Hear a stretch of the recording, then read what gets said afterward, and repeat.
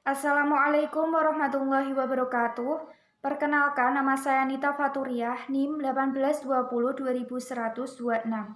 Di sini saya dari kelompok 7 akan menjawab pertanyaan dari penanya wajib. Yang pertama, Bagus Aditya Widodo. Yang kedua, Martasya Putri Misi. Untuk pertanyaannya, yang pertama, dalam unsur-unsur gadai ada barang yang dapat digadaikan dan tidak dapat digadaikan. Coba sebutkan dan jelaskan barang yang dapat digadaikan dan tidak dapat digadaikan. Yang kedua, bagaimana penyelesaian secara syar'i pinjaman yang tidak bisa dilunasi oleh pengguna gadai syariah sehingga jaminan menjadi hak pegadaian? Tolong jelaskan. Di sini saya akan mencoba menjawab pertanyaan yang pertama. Barang yang dapat digadaikan yaitu 1. Rumah. Jenis barang pertama yang bisa digunakan sebagai barang jaminan pegadaian adalah rumah. Memang tipe barang jaminan ini tidak banyak digunakan sebagai opsi bagi masyarakat yang mengajukan pinjaman di pegadaian. Biasanya orang yang menggadaikan rumah di pegadaian adalah mereka yang mengajukan pinjaman dalam jumlah besar. Yang kedua yaitu kendaraan bermotor. Kendaraan bermotor merupakan salah satu jenis barang yang diterima oleh kantor pegadaian sebagai barang jaminan atas peminjaman sejumlah uang, baik itu mobil maupun sepeda motor. Untuk menjaminkan kedua kendaraan ini terdapat persyaratan yang harus dipenuhi.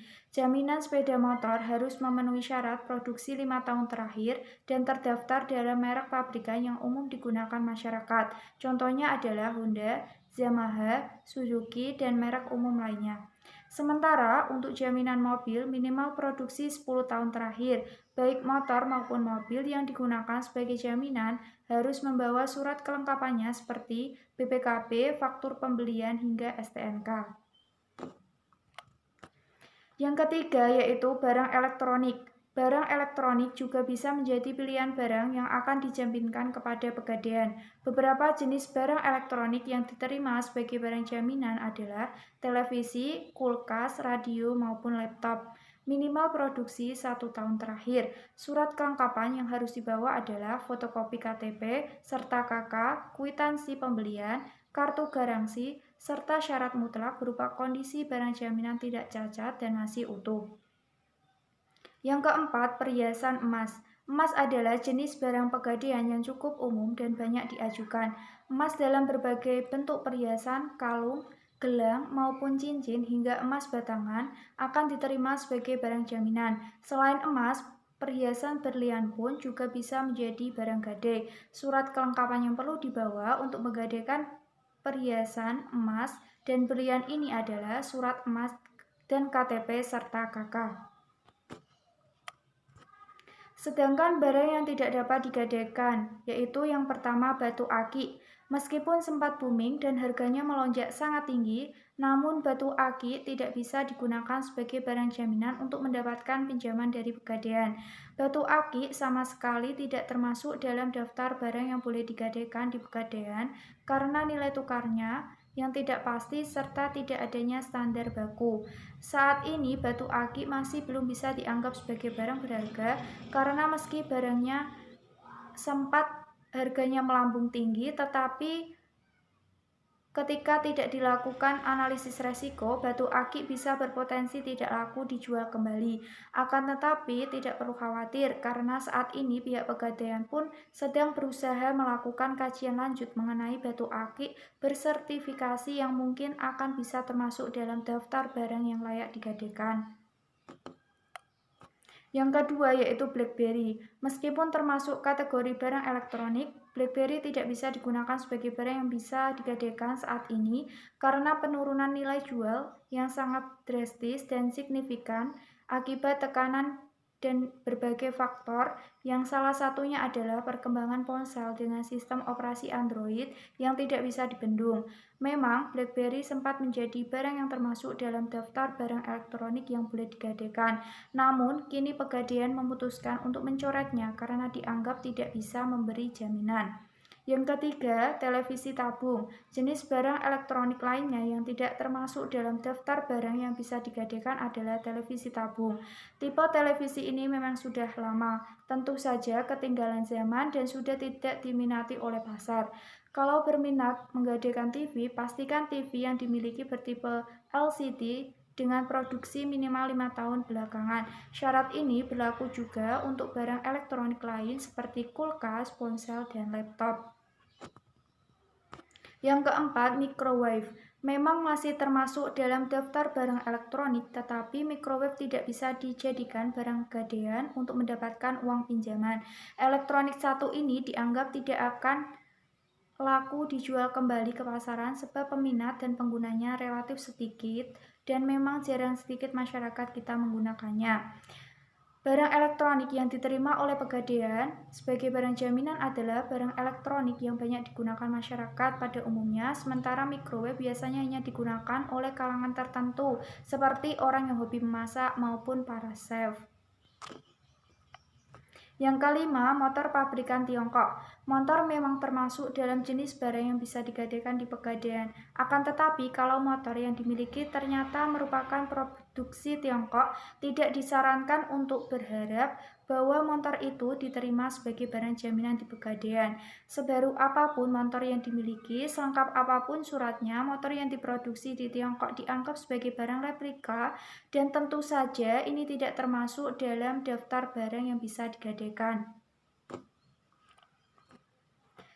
Selanjutnya, saya akan mencoba menjawab pertanyaan yang kedua, penyelesaian secara syar'i pinjaman yang tidak bisa dilunasi oleh pengguna gadai syariah, menurut pendapat saya adalah sesuai dengan firman Allah surat Al-Baqarah ayat 283, yang artinya yaitu, jika kamu dalam perjalanan dan bermuamalah tidak secara tunai, sedang kamu tidak mendapatkan seorang penulis, maka hendaklah ada barang jaminan yang dipegang oleh yang berpiutang. Tetapi jika sebagian kamu mempercayai sebagian yang lain, maka hendaklah yang dipercayai itu menunaikan amanatnya, hutangnya, dan hendaklah ia bertakwa kepada Tuhannya.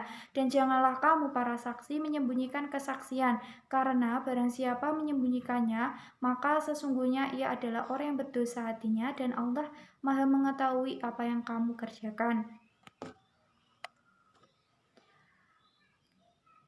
Penjelasannya yaitu bahwa mendapatkan kepastian dalam pembayaran dan penyelesaian tanggungan dari partner usaha merupakan harapan setiap pengusaha.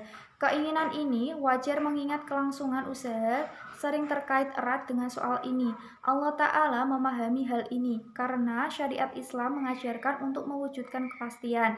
Yang diajarkan dalam syariat ialah memungut gadai atau jaminan barang atas setiap hak yang tertunda. Dengan demikian, jika partner niaga lalai dan tidak kuasa memenuhi kewajibannya, maka harus melelang barang gadai itu.